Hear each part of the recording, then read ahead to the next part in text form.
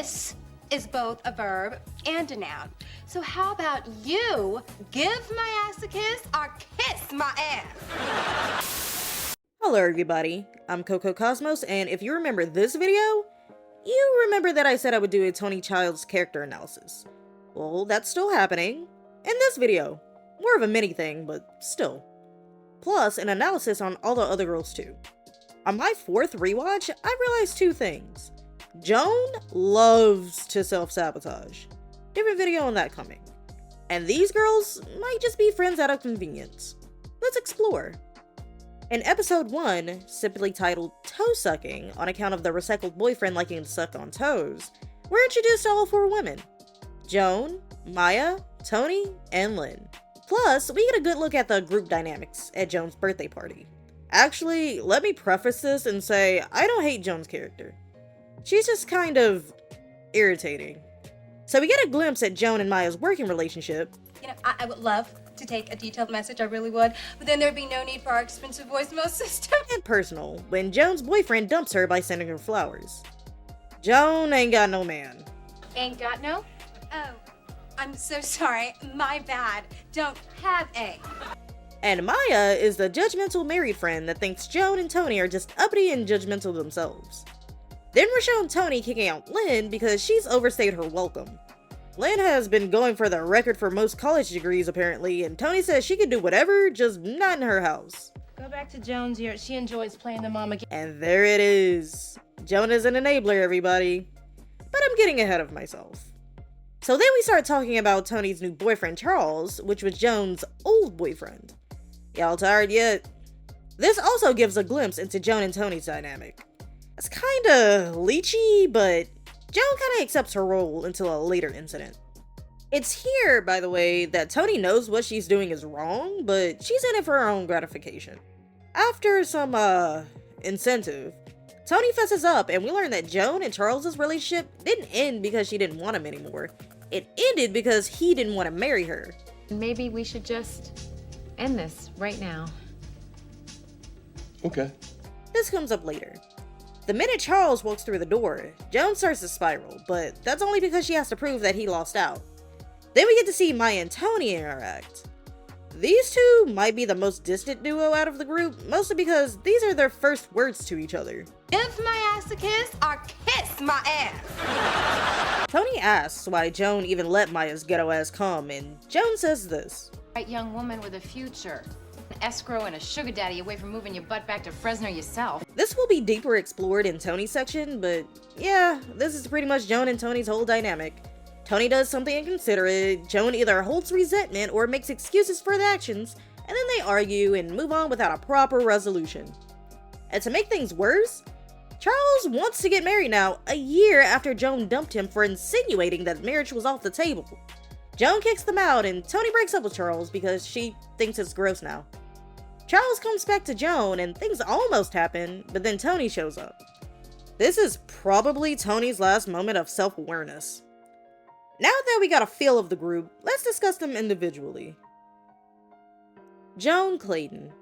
Lawyer turned partner turned failing restaurant owner until the entire concept was changed. She's essentially the mom of the group. Also really bad at relationships, but at the same time, desperate for a marriage. I would say husband, but as soon as she finds someone willing to marry her, she bids his life savings on a fixer-upper that he didn't want and then fights with him over a stove. She's just a mess in general. Again, a different video for a different day. But why is she a bad friend? She's an enabler. She feels the need to take care of everyone, even if it's to her detriment. Toni is rude to her, Maya crosses the line constantly, and Lynn is just straight up a mooch. Joan isn't great at putting her foot down is the thing. Because when she actually does, she takes it back. It could be sooner or later, but it will in fact happen. During her therapy sessions, we found out that she feels indebted to Toni, so she keeps her around. In episode 1, Toni asks why she keeps Maya around, and the answer is, because she has potential. With Lynn, she actually does try to push her out of the nest, because she's tired of playing mama to her, but she's still here. Then, the moment she gets a taste of success and doing things for herself only, she tips the scale to the other extreme. From extreme selflessness to overboard selfishness. And honestly, I would understand it more if she were actually honest about it. Instead, she blows everyone off with some excuse and boasts about these events she goes to. Especially when Toni, of all people, her best friend since 4th grade, needed her during her wedding crisis, and then again when she needed her during the custody hearing. But she got too drunk at some party. Then to add to it, she's a bit of a control freak. After Toni moves away to New York to co-parent with Todd, the gatherings start moving to Maya's house, and Joan can't handle it. When Joan rents her house to Lynn after she gets her big break, she keeps popping in and trying to control what Lynn does with it. Then the house bit thing with her fiancé and the stove thing with her fiancé, and trying to make it his problem. She's just a lot to handle if you aren't already close to her. Genuinely, Toni is the realest one in the group. Yeah, she could be a bit abrasive, and I don't know if it's a Leo rising Capricorn sun in me, but I understand her. She wants her life of luxury and will settle for nothing less. Some might try to paint her as a gold digger, but that's 100% false because she does have her own money. She just wants someone on her level. Even when she's not getting work for a while, she still makes her life work for her. She's seen poverty, and she ain't going back.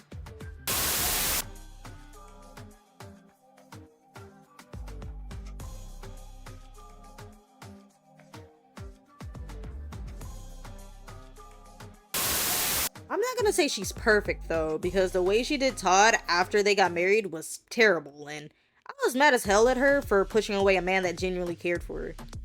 Like, we get it, he's the polar opposite of her type, but at least he loved her. Maybe. And her general attitude is a bit much. But Toni never pretended to be anything she wasn't. She knew who she was and lived her truth. Why is she an ass friend? She's a boundary stopper, plain and simple. Especially to Joan. Even the frenemy dynamic she has with Maya is better. She dated one of Joan's exes because he was rich and avoided telling Joan because deep inside she knew Joan wouldn't be okay with it. Then proceeded to make Joan's, passionate hugging addict boyfriend look guilty because... That I messed things up for you and Greg. It was a misunderstanding. Then, when Joan cuts her off, rightfully so, and sees a therapist to figure out why she let Toni treat her that way, she crashes her sessions and tries to make it into a couples therapy thing, not actually acknowledging her faults either. Joan made it absolutely clear she didn't want anything to do with her during this time, and Toni simply ignored it. Lynn is the eclectic free spirit of the group. Doesn't have a particular path, but definitely marches to her own beat, wherever the next path may take her. She's always there for everyone. Because she's always in their houses setting up camp somewhere. Why is Lynn a bad friend? It's kind of obvious. It's a combination of being a mooch, boundary stomping, and not taking accountability. Lynn is a taker. And sometimes she'll take some messed up things she did and try to make it seem like a favor. It feels like she never knew what to do if she wasn't in school.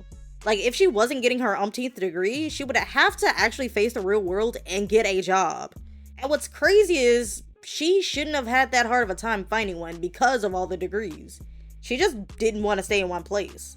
Her whole eccentric wanderer attitude is plain annoying when she makes it everyone else's problem. And the thing is, with her being adopted and trying to find her parents, she never actually knew who she was, so it feels like she was trying hard to fill that void. If she picked a career path, she thought she would be stuck in it forever. She had no actual direction nor discipline. That's why she's a bad friend. Her impulsivity was put off on everyone, and she tried to excuse it away as being a free spirit. The youngest and the first married mother of the group. Why is she a bad friend? She made that her whole personality, then cheated on her husband. Then blamed other people and got Joan roped into her cheating, using her as a scapegoat. On top of that, she doesn't even do the bare minimum at her job, embarrassing both Joan and William at times. Y'all remember when Alice Sharpton visited the law firm? If it was literally anyone else, she would have been fired yesterday. Hell, William did end up firing her because she just simply didn't do her job. And she's just judgmental as hell overall. She thinks the whole group, aside from Lynn, is just too bougie. And while her divorce is being finalized, Joan let her stay with her out of the kindness of her heart. And she brought illegal activities in her home. got her statue broken, and then tried to turn it on Joan somehow. At the end of the day, these four do show up for each other sometimes, and that's nice, but they're definitely friends out of convenience. Feels like the sunken cost fallacy at work. I just feel that Joan is the worst with it because she doesn't regulate well, it seems. It's one extreme or the other, never a middle ground. The other three, I'm sure, could make a good group if they sorted out their personal issues and hung out a bit less, maybe. They do show up for each other. Even Maya and Toni, who hated each other pretty much on sight, came together when the big stuff was happening. But ultimately, I don't think the four of them worked that great as a friend group. When you got four people with hella issues and no one wants to work on them, there's bound to be more conflict than not. But what do y'all think? Do you disagree? Let me know in the comments below. Cocoa Cosmos out.